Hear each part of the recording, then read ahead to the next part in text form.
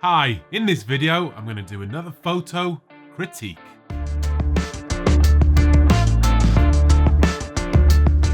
Hi, I'm Adam and welcome to First Man Photography, the channel that will help you take your photography to the next level. If you haven't done so already, head over to firstmanphotography.com, fill in your details to join the email list, and I'll send you a free copy of the ebook on how to capture perfect exposure every time. Before we get into this, please do follow me on Instagram if you're not already. I'm posting as much as I can, probably not as much as I should be, but if you're following me, it will give me the encouragement to do that. And if I like what I see in your feed, I'll follow you back. Okay, today I've been contacted by Brian, who would like me to take a look at his shots. He's been enjoying my videos for a while. I think he's used some of my tutorials as well, so I'm keen to get into the computer and let's take a look at Brian's shots. Okay, so we go straight into Safari and our first image, and it's a water drop from Brian. I'm a big fan of water drops, obviously, what I'm best known for, and I like it when some people have used my tutorials and then created some beautiful water drops of their own. So this is Brian's first one. Let's first take a look at the gear he's using. So he's got a Nikon D800 and he's got the macro lens on there. It's a pretty decent gear that Brian is using, and it's a really nice shot. I like it. If you look at the detail in the water here, it looks like he's possibly using a bit of xanthan gum in there. Very nice. I love the effect of the crown in here and the detail in that water.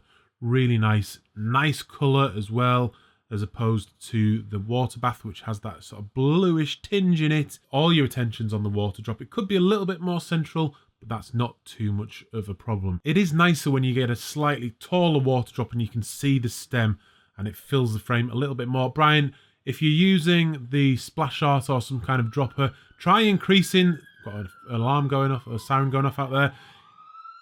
Try increasing the size of your first drop, and that will send the water drop up a bit higher, and then you might get it filling the frame a little bit more. Still a good shot though. Just go ahead and in post-processing of your images, remove some of the drops like this and these little ones here. Just take some time to clone them out. You can use the spot removal tool. It doesn't take long if you're using Lightroom, and just tidy up a few of these drops that have sort of scattered away from the main water drop. I think they just detract from the image a little bit, and it's really easy to go and clean them up and it will make the image look much better. But nice, I like the way you're shooting water drops. Let's move on to the next one. Okay, here we have a dark pink rose, and again we're with the Nikon D800 and we've had the flash firing, which is kind of what strikes me the second I look at this image. It's nicely composed. I would like to see it a little bit more central maybe. You've put the water on there. I'm assuming you've sprayed that on with the pattern it's created, but it looks nice. It makes the image look good. It's just that flash is kind of, you've got it obviously mounted on the camera. It must be a speed light if you're using the D800 because that doesn't have a pop-up flash. For me, it's washed out that image and you've got the harsh shadows, the washed out areas here, and it's sort of not really working for me particularly, just purely because of the lighting. As well, when you're shooting flowers, I prefer to see nice, perfect flowers. It might be something you're going for, shooting a sort of wilting flower. That might be what you're looking for. But if it is, I would explain it in your description down there. But for me, it's a little bit of a tatty rose. I like to see that perfect specimen when I'm seeing my flower shots. But let's move on to the next one. Wow, that is a striking image, and Brian's called that Masquerade. I like this image. Look at those eyes. There's lots of detail in there. Nice. I don't know, is that a real catchlight there? Possibly. There is quite a strong effect that Brian's put onto this image and done quite a bit of post-processing. I don't mind that. That works for me. It's a striking image. The blue eyes popping out at you, the blue makeup, the hair, nice detail in the hair as well. It's well lit, very well lit. I like the detail around the mask here, and I quite like the image. It's obviously very interesting, very striking. For me, the thing that sort of feels just a little bit unnatural and what I would change if I was doing this, obviously Brian's focused on the mask here and filled the frame with that, which is fine, but it feels a little bit strange that the eyes are so far down in the image. It just feels unnatural. You sort of cutting a little bit of the nose off at the bottom of the frame as well. I would just zoom out a little bit or move back a little bit so you still got the full mask in the frame, and just up your composition a little bit so you've got the eyes on that rule of thirds, and you then get the nose in, and it will just feel a bit more like a natural image. But it's been very picky there because it is a nice image as it is. Okay, let's move on to the next one. Okay, we have a fun Halloween shot here. Another Halloween offering, Brian says. It's a fun image. I'm all up for fun images like this. I think photography can get stuffy sometimes, so when we have a bit of fun with it, play around with a bit of Photoshop work, which Brian's done nicely here. Very well done with making that sort of the bottom of the ghosts, the ghouls here disappear, so they're appearing ghost-like. I like it. It's not... Shots like this are not particularly easy to critique because it's a composition. It's just a bit of fun, so no one's going to be taking this massively seriously. I do like the image. If I was going to be critical at all, it would just be that I'm slightly distracted by these gravestones here, and it takes my attention away from the girls a little bit, or the ghosts a little bit. And you do want to have some context, but just be careful in your composition where you're placing things in the background like this. The moon, although the moon in there, absolutely perfect. Nice image though, good fun. Nice, Brian, like it. Okay, so we have a writing still life. I like what he's going for here. It's a nice setup, still life shot, telling a story, sort of has that Dickensian feel to it. So I enjoy shots like this. I think unless you've done this kind of thing, you look at it and you don't, some people might not think too much of it, but it actually takes a lot of work to prepare a shot like this. It takes time to get everything set up nicely, lit right, and then obviously it doesn't take long to shoot the shot, but there's a lot of work goes into shots like this. So I appreciate, Brian, that you've done that. Let's have a look. We're at with a 24-70, still with a Nikon D800 and f/22. The image does sort of feel a little bit soft for me. I don't know if it's the image I'm looking at on Flickr or what, I don't know, but it just feels a little bit soft. That may be because you've gone all the way to f/22. There's an 8-second exposure as well, but at f/22, I don't think you really need to go to that small size aperture to keep everything in focus. f/16, f/11 would probably do the same job, and you probably just have it a little bit sharper. If I'm being super critical as well, you can see Brian's lighting is coming in sort of from this way. He's got his main light here, and then a little fill light coming from this side. It's nicely lit. I would just switch that lighting the other way around. So I'd have your main key light here, and then your other fill light coming in from this side. The reason being is because it would then just light up the page a little bit more, light up this feather nicely and his hand, and fill in some of these shadows here. You'd then have the jug would still look okay, and you'd have this clock face maybe with a little bit more light in it, because it looks like, I don't know if Brian's dragged up the shadows a little bit, but I think it would just work a little bit better like that. That's just my opinion. It's been very critical, but it's just things to think about when you're shooting still life like this. You can try different things. You don't have to stick to one thing because you're in total control of your scene. I like the candle there as well, by the way. But yeah, try different things when you're shooting still life shots like this, and your lighting is absolutely key. Let's move on to the next one. And we have a Sao Paulo metropolis. So Brazil's obviously been a lot in the news with the Olympics having just finished, the Paralympics going on at the moment. Fisheye shot here. Yeah, we've got the 10. We're at 10.5 millimeters. I don't know what lens that is because I don't know the Nikon lenses as well as I know the Canon lenses. It's with a Nikon D7000, so possibly he's taken this a little while ago. It's a nice shot, interesting. I like the processing that's gone on. It has that yellowish kind of superhero movie type feel to it. I would just make sure that you get it straight because it feels sort of tilted to the right slightly.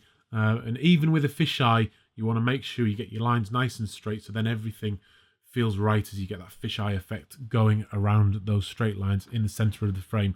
So that would be the only change I make on that one, but it's an interesting image of Sao Paulo there. Let's move on to the next one. Okay, we've called this Flower Power. Again, with shots like this, there's not a lot of critique can be done because there's a big effect going on. It's more like a piece of art than a piece of photography.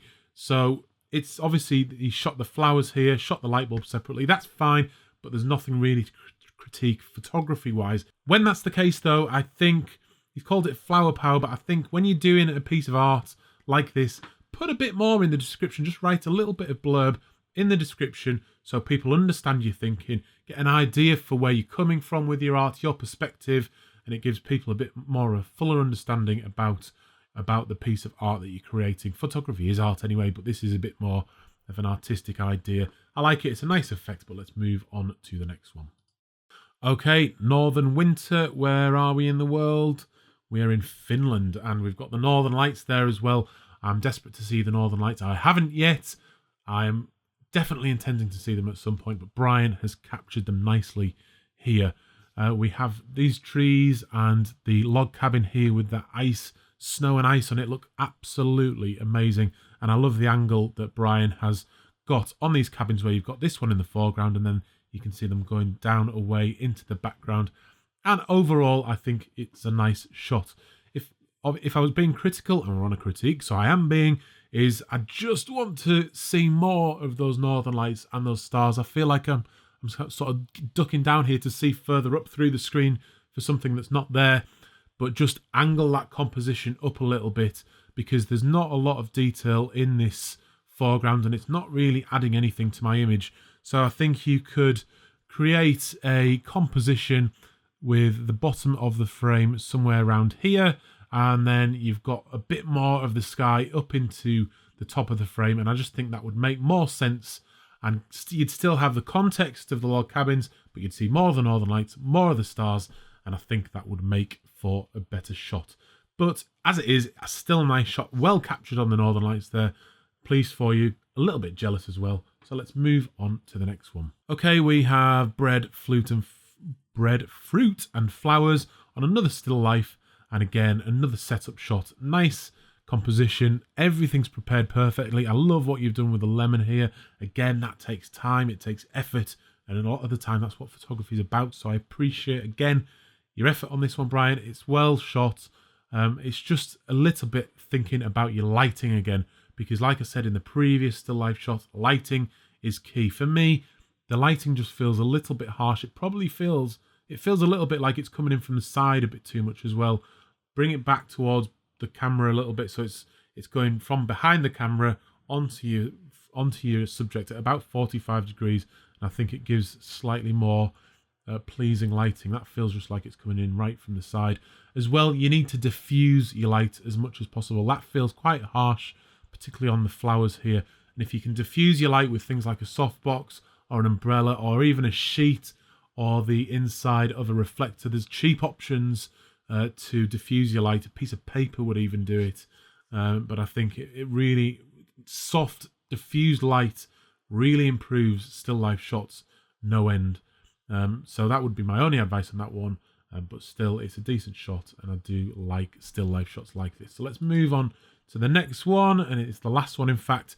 And we have the strip clearly in Las Vegas. We've got the Trump Tower in the background there. That's very relevant at the moment. And it's not a bad shot. It's taken from his car, obviously, so he's taken that opportunity to grab that shot from the car. If this was part of a series of images of Las Vegas, it's absolutely fine. As a standalone shot, there's not too much going on. Again, it just feels like you're not quite straight. It feels a little bit tilted to the right. Just be careful of that when you're shooting. And if you become aware of it later on, it's quite easy to correct in Lightroom or Photoshop. Just so make sure you do that, because it just feels a little bit unnatural when it's not straight, because our brain with our eyes makes things appear straight even when they're not.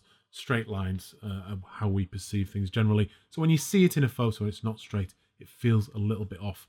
Just be careful with how you raise your shadows, because you're starting to get these sort of highlights around the edges of items or the signs and things in the shot.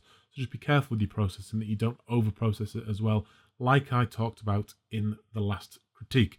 So let's take a look at Brian's album as a whole. There's some really nice images there. I do like this one. It's very striking. Those eyes are incredible. I like the water drop, obviously. This one's great as well. And he's doing some really good work with still life. So, Brian, overall, you've got some great images there. Just be careful. Think about your lighting. Think about your composition. And I really think you'll very, very quickly start taking your images to the next level. Okay, so I hope you enjoyed that. A nice mix of shots there from Brian, and I enjoyed going through those pictures. If you would like me to take a look at some of your photos and do a critique in a video like this, then please head over to firstmanphotography.com, look for the photo critique link, and then paste in a link of 10 of your best pictures that you put into a Flickr album. Put the link into the form, fill in some details, give me a bit of information about yourself, and then I'll go ahead and do a critique. Please also subscribe to the channel if you haven't done so already. There's new videos going up every Wednesday and every Sunday. I'll see you on another video very soon. I'm Adam. This is First Man Photography, out.